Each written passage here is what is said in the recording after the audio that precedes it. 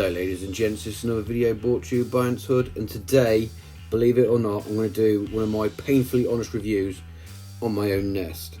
I'll stick my polyrachis on while I explain why I'm doing a review of my own nest. And bear in mind I've not featured these for a while, so I kind of need to do a video about them. But anyway, so you might ask yourself, why are you reviewing your own videos? Now everyone knows when I do my reviews I'm painfully honest.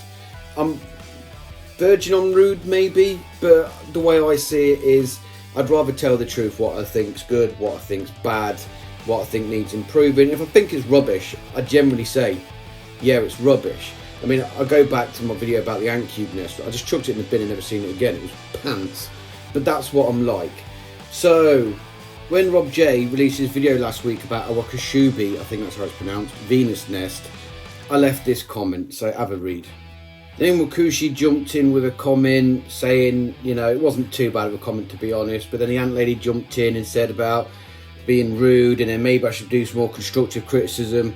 Well, to me, if somebody says it's rubbish and then justifies why they say it's rubbish like I did, that's constructive criticism. To say it's rubbish and then move on and say, anyway, how's the weather? That's not constructive criticism. So I'll beg to differ on that one, ant lady, but I don't want to fall out over it. I'm just getting my point over. Then other people jumped on the bandwagon and said, how can I say it's rubbish when I've not tried it? Well guys, I hate to say this, but we watch these videos, product reviews, so we can gauge what they're like, so we can have a better look at them than from the video, from the pictures, should I say. And I pointed out why I didn't like the product, and I said why I didn't like it. So to me, constructive criticism again. But then again, I feel that if I said this product was awesome, nobody was saying, how can you say this is a good product? You've never seen it. Because I'm being negative, people jumped on the bandwagon. So all of those comments had one thing in common as well. Two things in common. One, how can you say it's rubbish if you haven't tried the product? And two, what would you feel like if people said it about your product? Two things about my product. One, I'm not selling it really. People want them, get in contact with me and I'll sell it to you. I've not got a problem with that. But generally speaking, they're not for the wider market. And two, if you don't think I'll do an honest review of my own product, you really don't know me, because I'm painfully honest about myself and about things. It's just the way I am, guys. I don't beat around the bush. I just say how it is. And me saying how it is on Robj's video got a bit of a backlash. Oops. Just to help me get the mindset of reviewing the product, I am going to refer to myself in the third person, so try not to lose your marbles about that one.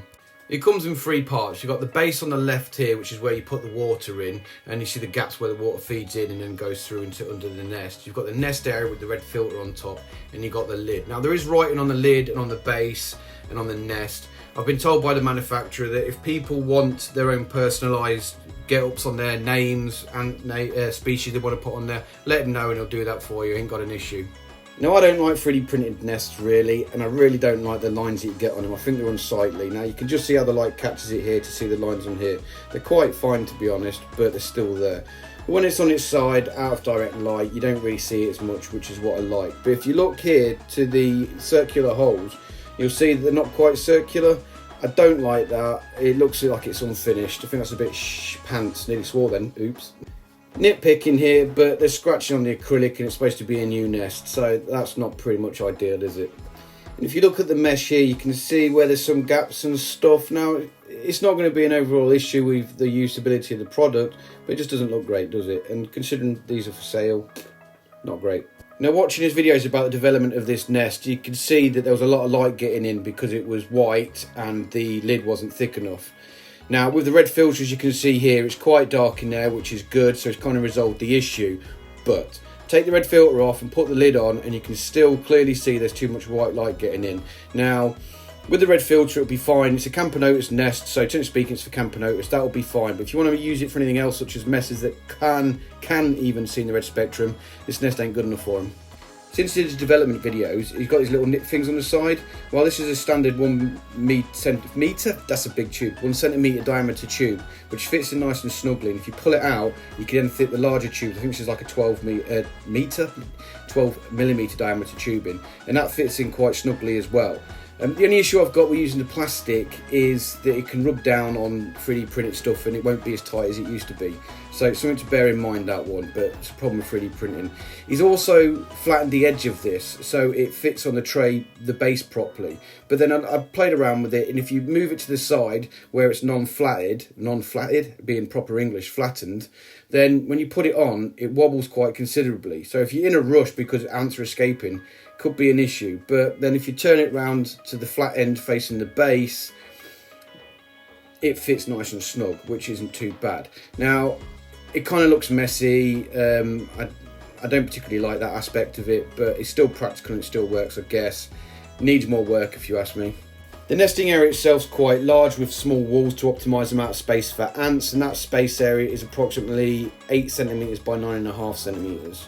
And at its deepest, because it is layered, it's about 1.5 centimetres deep. Now the bottom section, this has got the heat cable. Now if you've got a strong heat cable, you can just fed it through once. If you've got a rubbish weak one like mine, it's ideal because you can layer this up without them making contact and overheating, because it's got like a H system inside there, so you can run one down the bottom, one at the top. Like that idea, to be fair. Now in his last video, the manufacturer said it's got a bit of a queen's chamber here where it's layered, where it's narrowed to make the queen happy if she's like foundation stage.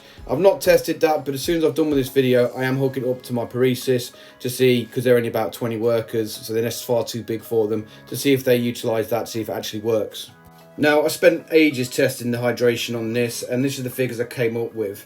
Now the hydration, which is the big thing about this nest, because it literally is pour water in and forget about it, is 66, which is just below the 70, which is the top end for Camponotus, and that's right by the hydration port. Now if you go to the far side of the nest where it's dry, it's 49 to 50%, which 50% is the lowest that Camponotus like, but I'm not going to get argumentative over 1% at 49 though. Temperature range, now obviously it was controlled by a heat probe, which you can see in the top by the 26 there. That was set at 27, so it was 26, 27 at the high, and at the far end of the nest it was 24, which isn't a bad gradient. Now the hydration reservoir itself needs a medium, some kind of hydration medium. I'm using cotton wool, but you can use whatever you want, to be fair, as long as it works. I mean, you can use moss, for example, or you can use some other stuff that I can't think of, but yeah.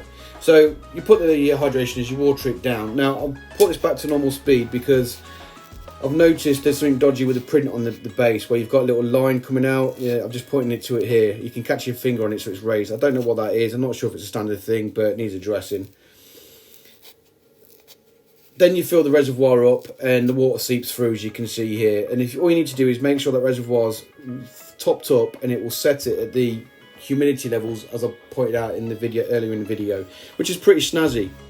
One of the things I don't like about 3D printed products is they absorb water. Now, alarm bells ringing, you've got a reservoir base where the water sits on a 3D printed item. Surely it's going to leak or it's going to warp and stuff like that. Well, if you look at this picture here, I've had this in water sat there for 3 months solid with water in it, and it's not leaked yet and it's not warped. Maybe I changed my mind, probably won't. It takes up a lot of space considering it only holds 400 to 500 ants, to be honest. I mean, it's big. I mean, it's huge. I understand it's sitting on the reservoir, but it's like 13 centimetres long, width, and all them, you can see the ruler. It's massive for what it is. It doesn't even hold that many ants. I mean, there's loads of smaller nests out there that can hold 400 Camponotus. And I think I've seen this kind of design before, but I can't think where. Where have I seen this before? No, can't think. In all fairness, the manufacturers admitted that he got inspiration from Ants Canada's hybrid nest, and you can see the similarities, but there's a lot of difference. I shouldn't really be too harsh, but it's still funny. Well, that's it for my review today then, guys. I hope you liked it. I hope that I was honest enough for it and wasn't too biased. Leave your comments if you think I was being biased. Leave your comments if you think it was a rubbish review. If you think the product's rubbish, let me know, because I can only improve it if I know it's pants. Oh, and for those of you that don't know my slang, pants is bad. It means it's rubbish. Oh, and don't forget to check out the Antcast as well. You've got me, you've got the JB from the Colonialist, you've got Jake from Living World Ants, and you've got Alex from Ants Who, that guy. We talk about a number of subjects, but we're talking about nests. So if you want a bit more information on my thought process about the nest that I've got in this video, check it out. Hopefully it'll be out soon. Now, if you're still listening at this point, well done. You need a round of applause because I'm bored of listening to myself. But I think it's important to say that I will criticise myself as much as I criticise anybody else. And even though that I have been quite critical in my over reviews, I think it's important that I'm critical about my own stuff as well. Otherwise, how can I improve it? Like, I'm not bothered. If people want to say it's good, say it's good. If you want to say it's rubbish, say it's rubbish. I don't mind the word rubbish, it doesn't offend me. But just put reasons why it's rubbish so I can improve it. Anyway, I've dribbled on for long enough. I'm going to say goodbye and I'll see you in my next video.